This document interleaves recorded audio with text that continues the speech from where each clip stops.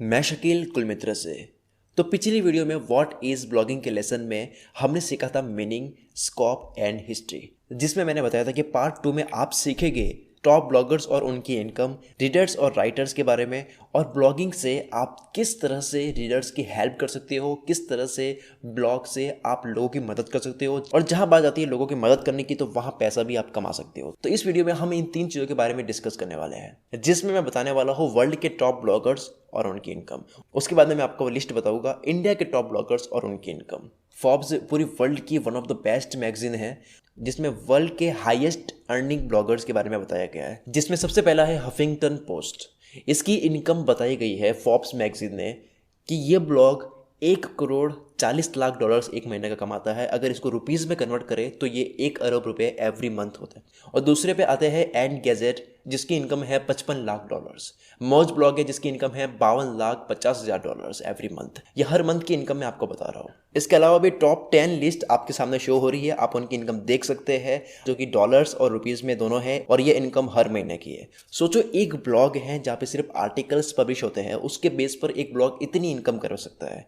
मैं आपको इस कोर्स में ये भी बताऊंगा कि ये ब्लॉग कैसे कमाते हैं, कहाँ से उनकी इनकम होती है, उन्होंने कैसे शुरू किया था, और उन्होंने भी कहीं ना कहीं जीरो से ही शुरू की थी। उन्होंने भी ऐसे ही शुरू की थी जैसे मैं आपको ब्लॉगिंग सिखा रहा हूँ। इस ब्लॉगिंग के कोर्स में मैं आपको सिखाने वाला हूँ कि किस तरह से जीरो से शुरू करते हैं और किस तरह से प्रैक्टिस करते हुए आगे बढ़ते हैं। तो आप लोगों को अब तक काफ़ी मोटिवेशन मिल गया होगा कि एक ब्लॉग मतलब इतनी इनकम करता है हर महीने की। अगर आप और ज़्यादा तसल्ली से देखना चाहते हो तो गूगल पे सर्च करो top bloggers and there income. आप गूगल पे देखोगे काफ़ी ऐसे ब्लॉगर्स की लिस्ट आ जाएगी जो बहुत अच्छी इनकम करते हैं। अब बात करते हैं इंडिया के टॉप ब्लॉगर्स की, जिसमें मैं थोड़ा सा डिटेल में बताने वाला हूँ। तो आपके सामने लिस्ट खुल चुकी है, आप देखोगे इंडिया के टॉप ब्लॉगर्स की लिस्ट आपके सामने है, जिसमें सबसे पहले है अमित अग्रवाल। यानी कि अमित अग्रवाल जो है वो इंडिया के सबसे बड़े ब्लॉगर है। उनके ब्लॉग का नाम है Lebnal.org, जिनकी इनकम है $60,000 फॉर ईच मंथ। यानी कि वो $60,000 एक महीने का कमाते हैं, जिसको अगर आप रुपीज़ में कन्वर्ट करो तो वो 43 लाख रुपीज़ होते हैं फॉर ईच मंथ। एक महीने का 40 लाख रुपए कमाते हैं हमारे इंडिया के सबसे बड़े ब्लॉगर। और दूसरे नंबर पर है हर्ष अग्रवाल, जो मेरे फेवरेट ब्लॉगर है इंडिया की। अगर हम बात करें टॉप ब्लॉगर्स में से, हर्ष अग्रवाल से काफ़ी इंडिया के यूथ जो है वो ब्लॉगिंग सीखते हैं। मैंने भी जब ब्लॉगिंग की शुरुआत की थी तब मैंने हर्ष अग्रवाल से काफ़ी चीज़ें सीखी थी उनके ब्लॉग से। उनके ब्लॉग का नाम है shortmeloud.com, जिनकी इनकम है $52,000 फॉर ईच मंथ। हर्ष अग्रवाल के ब्लॉग से जो इनकम होती है वो हर महीने की इनकम उन्होंने खुद ने अपने ब्लॉग में डाल रखी है, जहां उन्होंने काफ़ी खर्चे बता रखे हैं कि मेरे इतने इक्विपमेंट्स मैं यूज़ करता हूँ, इतने सॉफ्टवेयर्स में यूज़ करता हूँ। उसके अलावा भी उन्होंने ये बता रखा है कि मेरी जो इनकम होती है कहाँ से होती है, कितनी होती है, A to Z पूरा डेटा वो अपने ब्लॉग के रीडर्स के साथ में शेयर करते हैं। इंडिया के टॉप ब्लॉगर्स की लिस्ट आपके सामने है, उनकी इनकम आपके सामने है। गूगल पे अगर आप सर्च करोगे तो आपको और अलग अलग कैटेगरी के काफ़ी ऐसे ब्लॉगर्स मिल जाएंगे। वर्ल्ड की अगर हम बात करें तो उनकी इनकम तो बहुत अलग ही लेवल की होती है, लेकिन हम बात करते हैं इंडिया के ब्लॉग की, क्योंकि आपको ब्लॉग बनाना होगा तो जिस भी कैटेगरी को आपको बनाना होगा आपको इंडिया के ब्लॉगर से ही हेल्प लेनी होगी, क्योंकि आपको मार्केट जो समझना है वो इंडिया का समझना है। आपकी ऑडियंस होगी वो इंडिया की होगी, आप जो भी ब्लॉग बनाओगे वो आपकी ऑडियंस इंडिया की होगी। मुझे ऐसा लगता है कि आप में से जितने भी लोग ब्लॉग बनाएंगे आने वाले टाइम में तो वो हिंदी ही ब्लॉग बनाएंगे, इंग्लिश में ब्लॉग बहुत कम बनाएंगे। लेकिन फिर भी इंग्लिश ब्लॉग भी बनाते हो तब भी काफ़ी हद तक ट्रैफिक जो आता है वो इंडिया से बहुत ज़्यादा आता है। तो फोकस करो कि आपका ब्लॉग पे जो लोग आए वो इंडिया के ही हो। लेकिन अगर आप फोकस करते हो अमेरिकन लोग आपकी वेबसाइट पे आए, उनकी पढ़े, तो उस लेवल की आपकी इंग्लिश होनी चाहिए, उस लेवल का आपका कंटेंट होना चाहिए, क्योंकि केवल आप इंडिया में कंपटीशन नहीं कर रहे हो, आप पूरे के पूरे वर्ल्ड में कंपटीशन कर रहे हो। इसके अलावा अगर मेरे फेवरेट ब्लॉगर की अगर मैं बात करूँ, जिनसे सीखने के बाद ही मैंने ब्लॉगिंग में इतना कुछ ट्रैफिक जनरेट किया है, इतनी कम टाइम में मैंने ऑडियंस को समझ लिया है, वह ब्लॉगर है नील पटेल, जिनका ब्लॉग है quicksprout.com, जहाँ से मैंने बहुत कुछ सीखा है। वो हमेशा इंटरनेट मार्केटिंग से रिलेटेड कुछ ना कुछ ऐसा ही लाते हैं जो बहुत यूनिक होता है, जो बहुत अलग लेवल की स्ट्रेटजी होती है अपने ब्लॉग को आगे तक ले जाने के लिए। तो टॉप ब्लॉगर्स और उनकी इनकम बारे में सिर्फ इतना ही है। अगर आप गूगल पे सर्च करोगे तो उसके बारे में आपको और ज़्यादा बहुत डिटेल में मिल जाएगा। अब हम जानते हैं राइटर और रीडर्स के बीच का कनेक्शन। पहले हम समझते हैं कि राइटर क्या है। राइटर वो जो ब्लॉगर होता है, ब्लॉगर ही ब्लॉग के लिए राइटर होता है, जो आर्टिकल लिखता है अपने ब्लॉग के लिए, उसे पब्लिश करता है अपनी ऑडियंस के डिमांड के बेस पर। और रीडर्स वो होते हैं जो उस ब्लॉग पे आते हैं, जो विजिटर्स होते हैं। ब्लॉग पर आने वाले लोगों को आप काफ़ी नाम से बोल सकते हो, उनको आप विजिटर्स बोल सकते हो, उनको आप रीडर्स बोल सकते हो, उनको आप ट्रैफिक बोल सकते हो, और भी काफ़ी नेम आप दे सकते हो। काफ़ी ऐसे ब्लॉगर्स होते हैं जो अपने रीडर्स को एक निक नेम देते हैं, जैसे कि शाउटमेल और .com के ब्लॉगर हर्ष अग्रवाल ने अपने ऑडियंस को नाम दिया है शाउटआउट्स। तो इस तरह से आप भी अपनी ऑडियंस का नाम दे सकते हो। वैसे बेसिकली अपनी जो ऑडियंस होती है उनको रीडर्स और ट्रैफिक बोलते हैं, और उनको विजिटर्स भी बोलते हैं। कि अगर किसी ब्लॉग पे एक दिन में 10,000 लोग आते हैं तो उसको कहेंगे कि xyz.com के ब्लॉग पर मिनिमम 10,000 विजिटर्स आते हैं। ये पूरी की पूरी जो ब्लॉगिंग है वो पूरी चलती है रीडर्स और राइटर के बीच में। राइटर जितना ज़्यादा इम्प्रूव होता जाएगा उतना ही अच्छा कंटेंट रीडर्स को मिलता जाएगा। जितना राइटर हमेशा ये सोचेगा कि मैं किस तरह से अपने रीडर्स की हेल्प कर सकता हूँ, उतना ही अच्छा होता है दोनों के लिए। जितना अच्छा कंटेंट होगा उतना ही दोनों का अच्छा फ़ायदा होगा। जब ब्लॉग में आर्टिकल्स लेके जाते हैं उससे आर्टिकल से लोगों की मदद होती है, और आर्टिकल के बदले में जिस बंदे ने आर्टिकल लिखा है, यानी कि राइटर ने आर्टिकल लिखा है, तो उस आर्टिकल के बदले में उस ब्लॉगर को इनकम होती है, उसको बेनिफिट होता है फिनेंशियली। और उसके बाद में जो रीडर्स होते हैं उनको बेनिफिट होता है, इन्फॉर्मेशन उनको मिलती है, उनको नॉलेज मिलता है। जिस तरह से आपने इस कोर्स को लिया है तो आपने इस कोर्स के लिए कुछ अमाउंट पे किया है। तो यहाँ पे मैं एक स्पीकर हुआ और आप हुए लिसनर।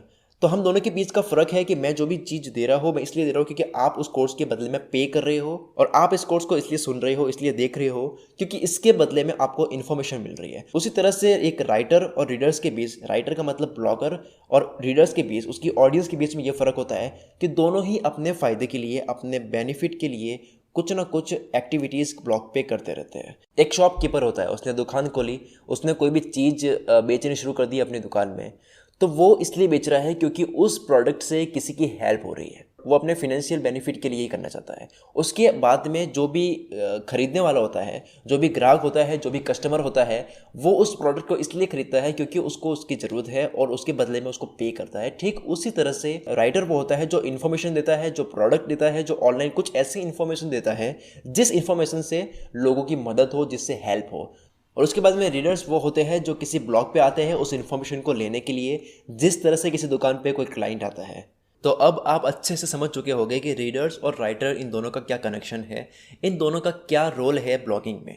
तो आपको ब्लॉगर यानी कि राइटर और रीडर्स यानी कि विजिटर्स, इन दोनों के बीच का फ़र्क आपको समझ आ चुका है, इन दोनों की डेफिनेशन आपको अच्छे से समझ आ चुकी है। अब मैं आपको बताने वाला हूँ कि किस तरह से इनका रोल अच्छे से पूरा होता है, इन दोनों का क्या एम होता है, ये दोनों एक दूसरे से क्या चीज़ डिमांड करते हैं, किस वजह से ये दोनों आगे ही लॉन्ग टर्म चलते हैं ब्लॉगिंग की प्रोसेस में। तो सबसे पहले मैं बात करता हूँ कि ब्लॉगिंग में एम क्या होता है। एम का मतलब होता है कि किसी भी बिजनेस में कोई भी बिजनेस मॉडल होता है, कोई भी चीज़ होती है, वहाँ पे बिना एम का, बिना किसी नीड के कोई चीज़ आगे बढ़ ही नहीं सकती है। ज़रूरत होती है तभी जाके चीज़ आगे बढ़ती है। तो मैं आपको ब्लॉगिंग में बताने वाला हूँ कि ब्लॉगर को क्या ज़रूरत होती है और क्या उसके एम होते हैं, और एक रीडर जो होता है, एक विजिटर जो होता है, उसकी क्या नीड होती है, उसका क्या एम होता है। तो सबसे पहले हम बात करते हैं एक ब्लॉगर का जो एम होता है ब्लॉगिंग की प्रोसेस में। ब्लॉगिंग में ब्लॉगर के 4 एम मैंने फाइंड आउट किए हैं, जो कि इस तरह से है। पहला एम है कि वो चाहता है कि उसकी इनकम हो, वो चाहता है कि उसका नाम बने, फेम हो, वो चाहता है कि लोग उसको अप्रिशिएट करें, और वो चाहता है कि उस काम से उसको सीख भी मिलती रहे, वो कुछ ना कुछ नया सीखता रहे। तो इन 4 चीज़ों की वजह से ही एक ब्लॉगर आगे तक काम करता है, इसी वजह से वो काम करता है। तो जब हम बात करते हैं इनकम की, कि कमाई किस तरीके से होती है, तो ब्लॉगिंग से पैसे कमाने के तरीके कुछ और टॉपिक्स में हम डिस्कस करेंगे, लेकिन अभी के लिए मैं सिर्फ इतना कह सकता हूँ कि एक ब्लॉगर कमाई कर सकता है काफ़ी ब्रांड्स के साथ में कोलैबोरेट करके। वो कमाई कर सकता है एडसेंस से, जो कि बहुत ईजी तरीका है, सबसे अब तक का ईजी तरीका एडसेंस से ही पैसे कमाना है। यानी कि एक ब्लॉग जहाँ पे एडवर्टीजमेंट हो अलग अलग कंपनी की, जिसके बारे में डिटेल में हम आगे जानेंगे। दूसरा होता है नेम फेम, जैसे कि अगर कोई भी ब्लॉगर आर्टिकल्स लिखता है, काफ़ी लोग उसके ब्लॉग पे आते हैं, बहुत सारे लोग आने लगते हैं, जब उस वेबसाइट को जानने लगते हैं, उस ब्लॉग के नाम को जानने लगते हैं, तो साथ साथ में वो ब्लॉगर भी पॉपुलर होता जाता है। तो उस तरह से उस ब्लॉगर का फेम और नेम भी बढ़ने लगता है, और वो चाहता है कि लोग उसको अप्रिशिएट करें, जो कि ऑब्वियस सी बात है। अगर वो अच्छा काम करेगा लोग उसको अप्रिशिएट करेंगे, जो कि बहुत ऑब्वियस सी बात है कि अगर वो अच्छा आर्टिकल लिखेगा, अगर लोग उसके पास आएंगे, अगेन एंड अगेन उसके आर्टिकल पढ़ेंगे, तो लोग उसको अप्रिशिएट करेंगे। किसी ब्लॉगर के आर्टिकल से बहुत लोगों की मदद हो रही है तो लोग अप्रिशिएट करते हैं, और उससे ब्लॉगर को अच्छा फील होता है। तो ब्लॉगर की एक ये भी नीड होती है। उसके बाद में चौथा एम है लर्निंग, जो कि मैंने बताया था कि अगर आप ब्लॉगिंग इसलिए कर रहे हो क्योंकि आपको कुछ ना कुछ नया सीखना है, आप ब्लॉगिंग इसलिए कर रहे हो ताकि आपकी राइटिंग स्किल अच्छी हो, आपका टेक्निकल नॉलेज अच्छा हो, तो ये है कुछ इस तरह से 4 एम्स। तो उसके बाद हम बात करते हैं रीडर्स के एम के बारे में। जो रीडर्स होते हैं, रीडर का मतलब एक पढ़ने वाला, ब्लॉग को पढ़ने वाला यानी कि विजिटर जो विजिट करता है ब्लॉग को। विजिटर भी बोल सकते हैं, रीडर भी बोल सकते हैं, आप ट्रैफिक भी बोल सकते हैं। काफ़ी मात्रा में जब वेबसाइट पे लोग आते हैं, ब्लॉग पे लोग आते हैं, उसको ट्रैफिक बोलते हैं, लेकिन बेसिकली अभी यहाँ पे मैं रीडर यूज़ करूँगा। तो रीडर्स जो होते हैं उनका एम होता है एक तो इन्फॉर्मेशन लेना, और अगर आप कुछ भी गूगल पे सर्च करते हो, कुछ भी न्यूज़ पढ़ते हो इंटरनेट से, तो आप एक तरह से रीडर्स हुए। तो एक तो एम हुआ इन्फॉर्मेशन लेना इंटरनेट से किसी भी तरीके से, जैसे न्यूज़ हो गया, विकीपीडिया में कोई इन्फॉर्मेशन हो गई, कोई डेफिनेशन हो गई, किसी भी तरीके से कोई भी इन्फॉर्मेशन अगर कोई बंदा इंटरनेट पर पढ़ता है तो वो रीडर है। उसका एम है इन्फॉर्मेशन लेना, पहला एम ये है। दूसरा एम है कि वो कुछ ना कुछ नया सीखे। इंटरनेट पर ऐसी हज़ारों लाखों वेबसाइट, ऐसे हज़ारों लाखों ब्लॉग्स बन चुके हैं जहाँ से आप किसी भी टॉपिक के बारे में कुछ भी सीख सकते हो। जहाँ आप अपने कैटेगरी से जो भी आप सीखना चाहते हो, आपको जो भी फील्ड है उस फील्ड में कुछ भी गूगल पे सर्च करोगे, कुछ भी अगर आप सर्च करते हो तो उससे रिलेटेड काफ़ी आर्टिकल्स आपको मिल जाएंगे, वो सब ब्लॉग्स हैं। तो अगर आप अपनी ऑनलाइन लर्निंग करना चाहते हो तो आप ऑनलाइन कितने ब्लॉग से सीख सकते हो। तो दूसरा एम होता है एजुकेशन लेना, यानी कि लर्निंग, सीखते रहना, वो सीख सकते हो आप पढ़ने के बाद में। और तीसरा एम है एंटरटेनमेंट, यानी कि अगर आप कुछ भी बॉलीवुड से रिलेटेड कुछ भी सर्च करते हो या फिर जोक्स पढ़ते हो, मैगजीन पढ़ते हो, तो वो एक एंटरटेनमेंट फील्ड है। तो ये 3 एम से रीडर्स के, get information, learning and entertainment. तो एक रीडर का इनमें से कोई भी एम होता है तब जाके रीडर आता है किसी भी ब्लॉग पे, और फिर ब्लॉगर का इनमें से ही कोई एम होता है जो 4 मैंने बताया है, तो वो फिर उसके लिए आर्टिकल लिखता है, ब्लॉगिंग करता है। तो इन दोनों का एम जब मिलता है, इन दोनों की जब नीड एक दूसरे से पूरी होती है, तब जाके ब्लॉगिंग आगे तक चलती है, तब जाके लोगों की मदद होती है, और जहाँ लोगों की मदद होनी स्टार्ट होती है वहाँ से पैसा भी आप कमा सकते हो। बिना आप किसी नीड को पूरा किए आप किसी भी बिजनेस में पैसा नहीं कमा सकते। तो किसी भी फील्ड में जाने से पहले आपको ये समझना बहुत ज़रूरी है कि किस तरह से आप लोगों की मदद कर रहे हो जो कि बाकी से अलग है। तो ये है ब्लॉगिंग का बिजनेस मॉडल कि किस तरह से एक ब्लॉगर चलता है और किस तरह से रीडर्स जो है वो ब्लॉग पे आते हैं और अपना एम पूरा करते हैं, अपनी नीड को पूरा करते हैं।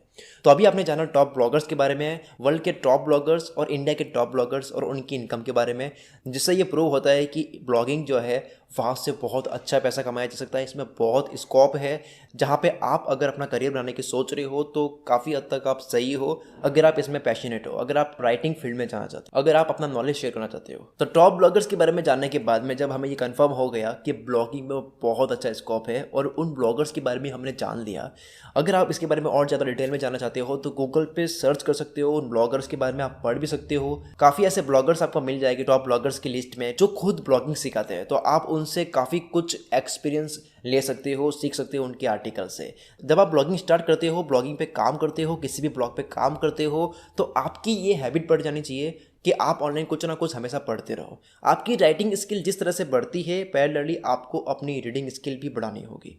उसके बाद में हमने जाना कि एक राइटर और रीडर्स के बीच में क्या डिफरेंस होता है। उसके बाद में हमने जाना कि एक राइटर और रीडर्स के बीच में क्या कनेक्शन होता है, किस तरह से ये ब्लॉगिंग में अपना रोल निभाते हैं। और उसके बाद में हमने जाना इन दोनों की डेफिनेशन, और उसके बाद में हमने जाना ब्लॉगिंग का बिजनेस मॉडल, एम्स समझे हमने कि ब्लॉगिंग में ब्लॉगर का क्या एम होता है और रीडर्स का क्या एम होता है, किस तरह से ये दोनों चीज़ काम करती है ताकि इन दोनों के एम पूरे है, दोनों की नीड पूरी हो। यानी कि अब आपका what is blogging lesson complete हो चुका है, जिसमें आपने ये 3 चीज़ें सीखी है। अब हम बात करते हैं अगले लेसन के बारे में जो होगा प्लेटफॉर्म के बारे में। एक ऐसा ऑनलाइन प्लेटफॉर्म जिसकी मदद से आप अपना ब्लॉग बना सकते हो बिना किसी टेक्निकल चीज़ों को सीखे।